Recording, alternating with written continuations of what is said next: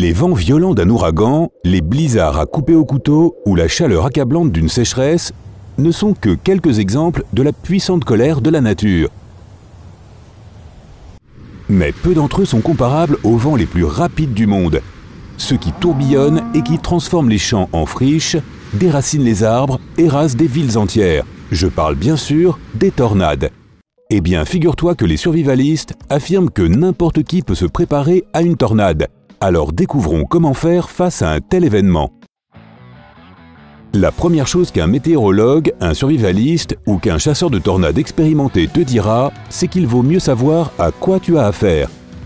Sans une parfaite compréhension de ce qu'est vraiment une tornade, tout conseil ou astuce risque de s'avérer parfaitement inutile. Une tornade peut survenir même en l'absence de tempête ou de pluie. Elle peut apparaître sans prévenir et sa formation peut être très rapide. À peine quelques minutes suffisent avant qu'une tornade ne se mette à tout ravager sur son passage. La plupart du temps, elles apparaissent en été lorsque le sol est chaud et que la partie supérieure de l'atmosphère est touchée par les vents froids apportés par les supercellules orageuses. L'air chaud produit des courants ascendants, donc il monte, alors que les orages apportent de la pluie, ce qui provoque un courant descendant d'air froid. Comme tu peux l'imaginer, ces deux courants d'air entrent en collision. Et comme l'air chaud ne peut pas monter plus haut et l'air froid ne peut pas descendre plus bas, la force engendrée crée un mur de nuages qui tourne sur lui-même, juste sous la supercellule mère. Les courants ascendants et descendants deviennent alors de plus en plus forts. Et cela finit par produire une colonne d'air verticale qui se met à aspirer le sol comme un aspirateur géant. C'est alors que l'entonnoir de la tornade se forme, en descendant de ce nuage tourbillonnant jusqu'au sol, comme si le ciel orageux essayait d'aspirer la terre avec une trompe. Et il n'hésitera pas à envoyer en l'air tout ce qu'il trouve. La force de ce phénomène est immense. Imagine, le diamètre d'une tornade peut faire jusqu'à 3 km. La vitesse du vent peut parfois dépasser les 480 km à l'heure. Et la vitesse de déplacement de l'entonnoir sur le sol varie généralement entre 40 et 60 km à l'heure, mais elle peut parfois atteindre les 110 km à l'heure. Avoue que tu n'aimerais pas te faire pourchasser par une telle chose, même si tu étais en voiture. Alors que faire pour éviter de se faire piéger par une tornade? La meilleure façon d'assurer ta sécurité est de connaître un minimum le terrain où tu te trouves, afin d'anticiper les choses. Les tornades apparaissent généralement lors des périodes les plus chaudes de l'année et leur endroit de prédilection est sans aucun doute les États-Unis. En fait, il existe même le terme « Tornado Alley », l'allée des tornades, qui englobe la plupart des États situés au centre du pays. Mais ne te crois pas totalement hors de danger en dehors de ces régions. Des tornades sont aussi apparues en plein hiver dans les régions les plus inattendues. Les météorologues cherchent toujours à en apprendre plus sur les tornades et leurs origines. Si l'on considère qu'un avertissement est la meilleure chance de survie, c'est déjà bien qu'ils aient trouvé comment prévoir la plupart des tornades. D'ailleurs, sache que tu peux devenir un observateur de tornades si tu veux. Ce sont des personnes formées spécialement, qui observent les tempêtes en cherchant les signes précurseurs d'apparition de tornades. Il y a plus de 230 000 observateurs qui scrutent ainsi le ciel des États-Unis.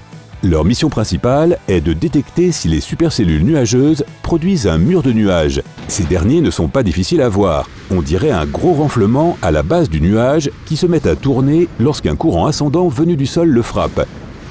Dès qu'ils voient un nuage se diviser en bandes, appelées queues de castor, ils savent qu'une tornade va apparaître. Mais comment savoir où regarder? C'est là que la technologie entre en jeu. Les météorologues emploient un radar météo qui utilise la méthode Pulse Doppler. Ces radars peuvent détecter les gouttes de pluie et calculer leur distance et leur vitesse. À partir de ces données, les experts peuvent se faire une meilleure idée des changements météorologiques.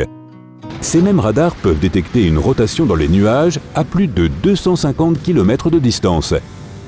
Lorsque les observateurs confirment les prémices d'une tornade, un signal d'urgence se déclenche immédiatement.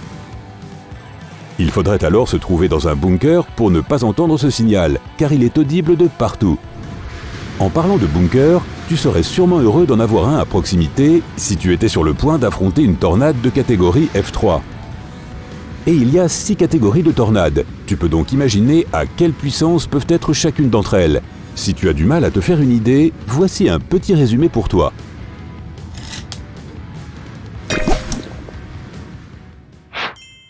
Une tornade F0 ressemble surtout à une grosse rafale de vent. Elle ne cause pas de grands dommages.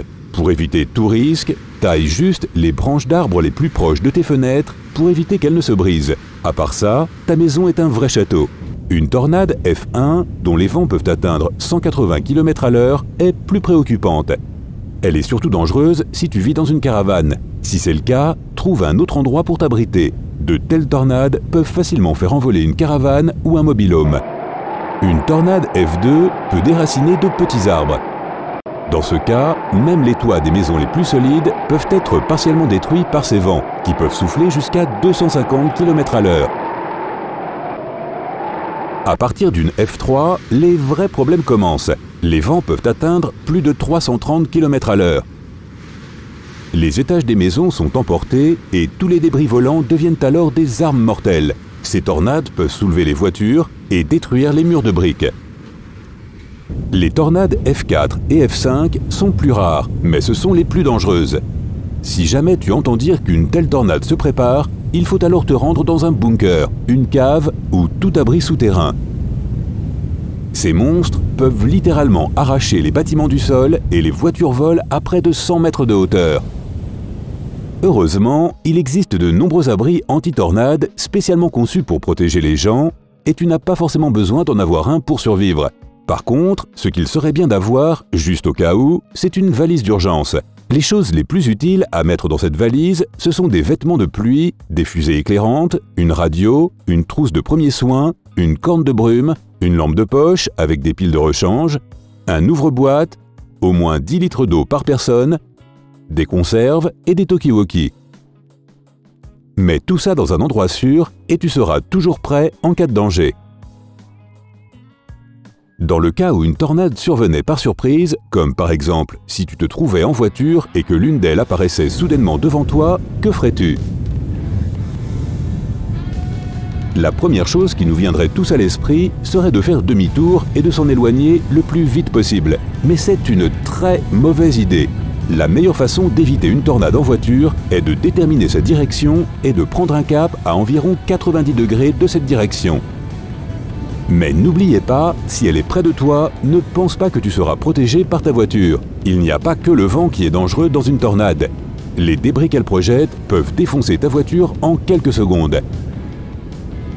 Il est donc préférable de quitter ta voiture et de t'en éloigner le plus possible. Dans le pire des cas, trouve un fossé, allonge-toi dedans et couvre-toi la tête avec tout ce que tu peux. N'importe quel sous-sol dans le voisinage fera une meilleure cachette, à l'exception des plus grands. Les centres commerciaux ou les cinémas sont les endroits les moins sûrs et croire que les plus gros immeubles sont les plus résistants relève du mythe. Et ce n'est pas le seul mythe concernant les tornades. Différencier le vrai du faux peut être crucial pour survivre à une telle catastrophe. Certains disent qu'il faut ouvrir les fenêtres, mais c'est une grave erreur. Le vent pourrait alors facilement soulever tout un étage ou arracher le toit. Il vaut mieux laisser les fenêtres fermées et s'en éloigner jusqu'à ce que la tornade disparaisse. Une autre idée reçue est que les petites tornades sont plus faibles et moins dangereuses. Ce n'est pas vrai non plus. Beaucoup de tornades F4, mesurant moins de 100 mètres de diamètre, ont fait d'énormes dégâts. Les tornades ne sont pas stables, elles changent constamment de forme. Alors ne te fie pas seulement à tes yeux, toutes les tornades sont dangereuses.